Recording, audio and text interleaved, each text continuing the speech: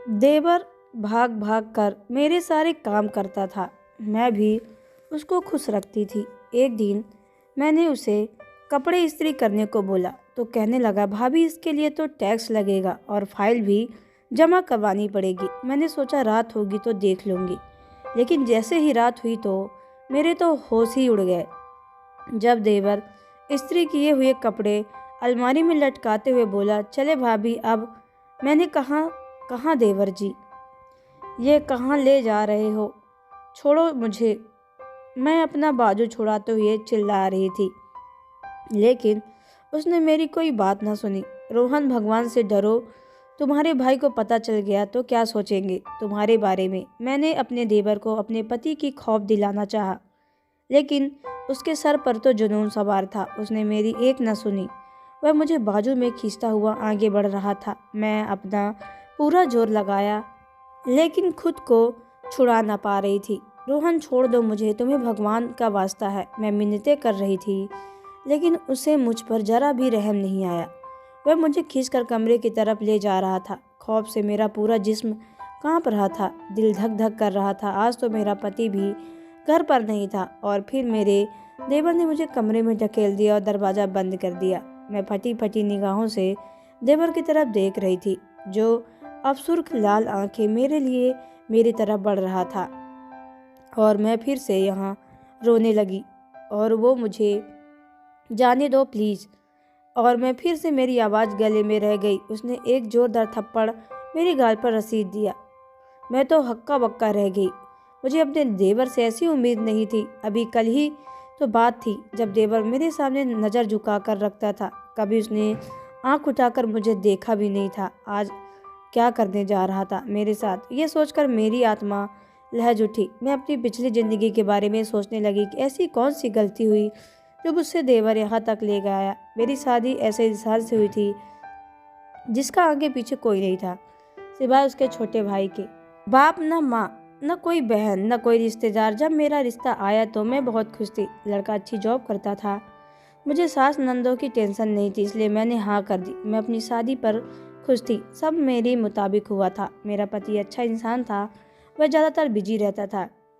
मेरा एक 14-15 साल का देवर था जो स्कूल में पढ़ता था। मेरे पति ने बताया कि उसकी गैर मौजूदगी में मेरा सारा काम देवर करता था। वह सुबह उठकर अपने लिए और मेरे बड़े भाई के लिए नाश्ता बना देता था। रविवार वाले दिन मशीन लगाकर कपड़े धो देता था। 2 दिन बाद पूरे घर की सफाई कर देता। शाम को जब खाना बाहर से ले आता, वह पढ़ने में अच्छा था, इसलिए रात को अपने लिए चाय बनाता तो अपने भाई के लिए भी बना देता। मैं सब सुनकर हैरान रह गई कि सीधा सीधा मासूम सा लड़का काफ़ी मेहनती है। फिर मेरे पति ने मेरा हाथ थामते हुए कहा कि मेरा भाई बहुत छोटा है। जब माँ बाप एक हादसे में हमें छोड़कर चले गए, अपना और मैं अपने भाई का पेट पालने के लिए मैं काम करने लगा। मेरे भाई को कभी माँ बाप का प्यार नहीं मिला। वह ईश्वर की दया से पल रहा है और अब मुझे संभाल रहा है। मैं बस पैसे कमाता हूँ, लेकिन घर कैसे चलाते हैं ये मेरे 14-15 साल के भाई को अच्छे से पता है। अब तुम आ गई हो तो इसका ख्याल रखना, इसे अपने छोटे भाई या बेटे जैसे मोहब्बत देना। मैं ये सब बातें खामोशी से सुन ली और अपने पति को कहा कि तुम फिक्र ना करो, मैं ये सब संभाल लूँगी। लेकिन सच बात तो यह है कि मुझे थोड़ा गुस्सा आया था कि मेरा पति अपने भाई की तारीफ किए जा रहा था। खैर, अगले दिन मेरी आँख देर से खुली, देखा तो मेरा पति जा चुका था। मैं बाहर आई तो देवर को किचन में चाय बनाते देखा। आजकल उसकी परीक्षा हो रही थी, वह खूब दिल लगाकर पढ़ता था। उसे देखकर मेरे दिमाग में एक ख्याल आया और मैंने फ़ौरन उस पर काम करना ज़रूरी समझा। रोहन, मैंने उसे प्यार से पुकारा। भाभी, उसने फ़ौरन प्यार से जवाब दिया। उसकी नज़रें झुकी हुई थी, उसके चेहरे पर मुझे डर भी दिखाई दिया था। मैंने सुना था तुम नाश्ता अच्छा बनाते हो, मैं भी तुम्हारे हाथ का नाश्ता करना चाहती हूँ, मुझे कराओगे ना नाश्ता? मेरी बात सुनकर उसने हैरत से सर उठाकर मुझे देखा। उसकी आंखों में हैरानी थी। आप बैठे, मैं अभी बना के देता हूँ। वह खुश हो गया था और फिर खुशी खुशी नाश्ता बनाने लगा। मेरा प्लान कामयाब हो चुका था। मैं एक अंगड़ाई लेते अपने कमरे में वापस आ गई। मैं अपने बेड पर लेटकर मोबाइल चलाने लगी। 10-15 मिनट बाद ही रोहन गरम गरम नाश्ते लेकर हाजिर हुए। मेरी भूख एकदम से बढ़ गई थी। खुशबू तो बहुत अच्छी आ रही थी। मैंने तारीफ करते हुए कहा, भाभी आप पहले खा कर देखे फिर बताइएगा कि पराठा कैसा बना है। और ऑमलेट भी। उसके चेहरे पर मासूम बच्चों जैसे मुस्कान थी। मैं दिल से ही दिल हंस दी। वह चला गया। मैंने अपने खूब अच्छे से नाश्ता किया। उसके बाद फिर से मैं सो गई। जब उठकर लंच टाइम हुआ तो गर्मियों का मौसम था। जब मेरा कुछ भी बनाने का दिल नहीं हुआ तो मैं सोचते हुए कमरे में निकली और रोहन कमरे की तरफ बढ़ी। वह पढ़ाई कर रहा था। मैंने उससे कहा कि नाश्ता बहुत अच्छा बना था, ऐसा करना लंच भी तुम ही बनाना, मटर पनीर बना लेना, तुम्हारे भाई बड़े शौक से खाते हैं और मैं भी तुम्हारे साथ मटर पनीर चख लूँगी। उसके बाद तो सारा काम मैंने ही करना। यह बात सुनकर उसके चेहरे पर परेशानी सी उभरी थी। भाभी, वह दरअसल मेरा कल पेपर है। खैर चलिए, मैं कोशिश करता हूँ। मैं जानती थी कि वह मेरी बात नहीं टाल सकता और वैसे भी उसने पढ़ लिख कर कौन सा अफसर लग जाना था। उसे मटर पनीर का बोल कर मैं अपनी दोस्त के साथ शॉपिंग पर चली गई। 3 घंटे बाद लौटी तो सारा घर चमक रहा था। मैं समझ गई थी कि सफाई मेरे देवर की कमजोरी थी और वो सब कर चुका था। वह घर को गंदा नहीं देख सकता था। और फिर मेरी यह रूटीन चल रही थी कि कभी मेरे पति देव बिना नाश्ता किए जाते थे तो मैं कभी नाश्ता बना कर दे देती, लेकिन ज़्यादातर मेरा देवर ही उन्हें नाश्ता दे देता था। उसके मैट्रिक्स के पेपर भी आ गए थे। अब वह फ्री होता तो सारा घर का काम भी कर देता था, क्योंकि अब तो नाश्ते के बाद फ़ौरन ही सो जाती। वह उठकर अपने कमरे की सफाई कर लेती थी। शाम का खाना भी देवर बनाता था। पति देव के आने से पहले मैं रोटी बना लेती और चाय भी, जिससे मेरे पति को लगता कि सारा काम मैं करती हूँ। हफ्ते बाद कपड़े मेरा देवर धो देता था। वह खामोशी से सारे काम कर लेता था। मेरा देवर अब कॉलेज जाने लगा था। उसका कद काठ अब लंबा हो गया था, लेकिन अब भी मैं उससे काम करवाती थी। उसने कहने की ज़रूरत ना पड़ती थी। वह अब अक्सर घर से देर आता था। एक दिन वह मेरे पास आकर कहने लगा, कल मैंने फीस जमा करवानी है। आप रात को भाई से बात कहकर हाथ में अभी तंग चल रहा है, इसलिए पैसों का इंतजाम नहीं हो सकता। यह सुनकर देवर परेशान हो गया। उसका मुंह लटक गया और वह खामोशी से चला गया। मैंने सुकून से सांस लिया और उसके बाद देवर ने दोबारा अपने भाई से कोई बात ना की। वक्त गुजरता गया। मैं भी अपनी ज़िंदगी में बिजी हो गई। देवर भी अलबत्ता अभी से जिस वक्त को देवर फारिग मिलता वह काम पर लग जाता। मुझे शुरू से ही काम करवाने की आदत नहीं थी, बल्कि यूँ कहें तो मैं एक कमज़ोर थी।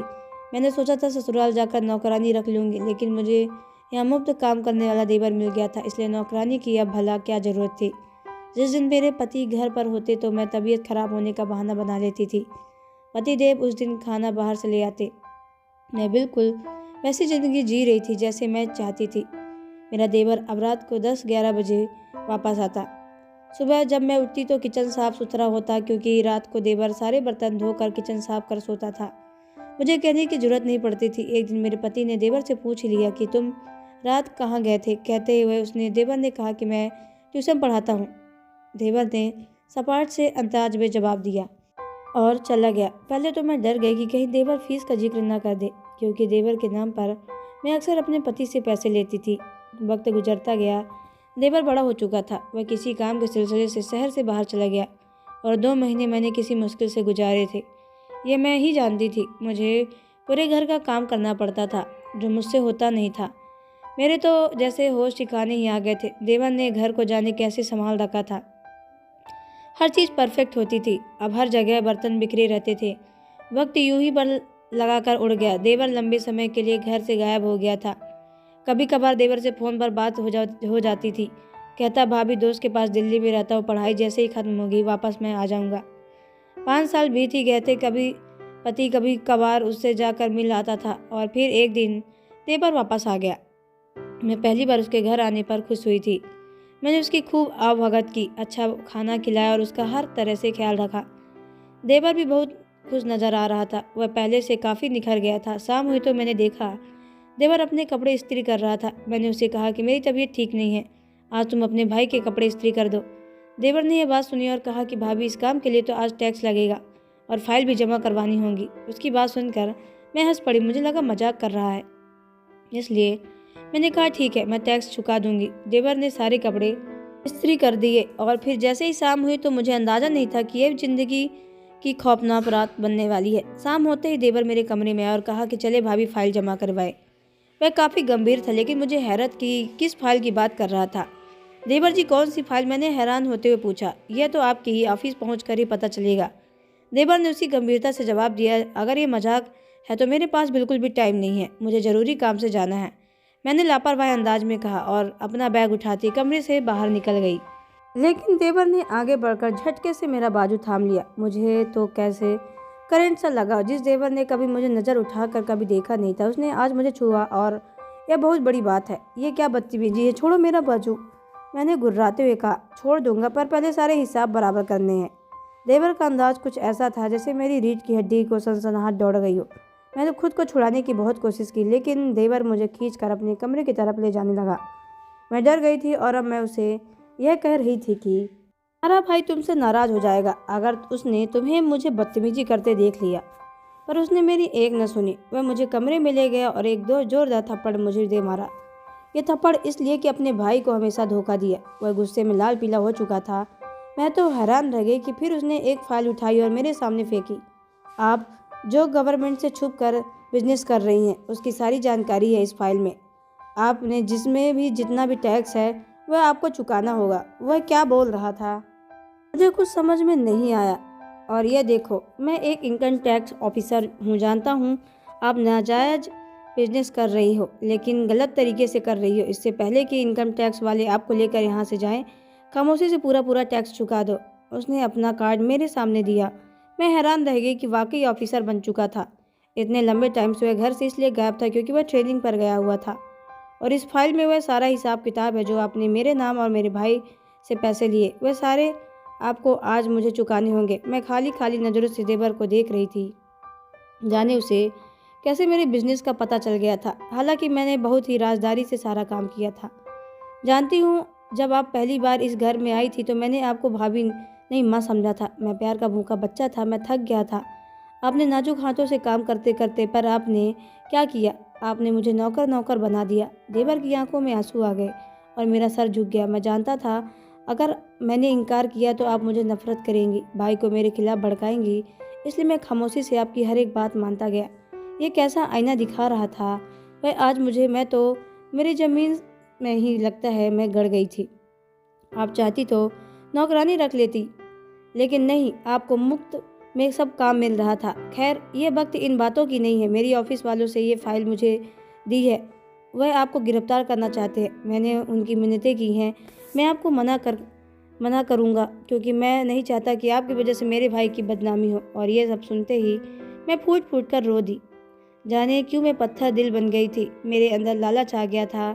मैंने अपनी दोस्त के कहने पर पति को छुप कर ये एक बिजनेस शुरू कर दिया था, जिसमें मैं नंबर 2 तरीके के माल को लेन देन करती थी और इस तरह के गवर्नमेंट का सारा टैक्स हड़प कर लेती थी। लेकिन मैं जानती थी कि ये गलत काम था। मैं लालच में मुझे अंधा कर दिया गया था। अब यह वक्त यही है कि मैं चुकाती और अपने देवर को माफ़ी मांग लेती। मैं पूरा टैक्स, सारे पैसे उसे दे देती।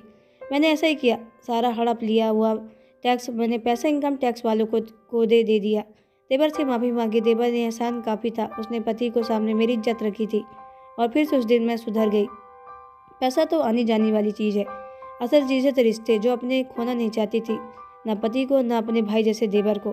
तो दोस्तों, आपको ये स्टोरी कैसी लगी कमेंट बॉक्स में ज़रूर बताएं। अगर आप हमारे चैनल पर ना तो चैनल को सब्सक्राइब करके बेल आइकन को प्रेस कर लें ताकि आने वाली सभी वीडियो का नोटिफिकेशन आपके मोबाइल में सबसे पहले पहुँचे, क्योंकि मैं ऐसी वीडियो आप लोगों तक लाती रहती हूँ। तो चलिए मिलते हैं नेक्स्ट वीडियो के अंदर। ओके बाय, टेक केयर, धन्यवाद।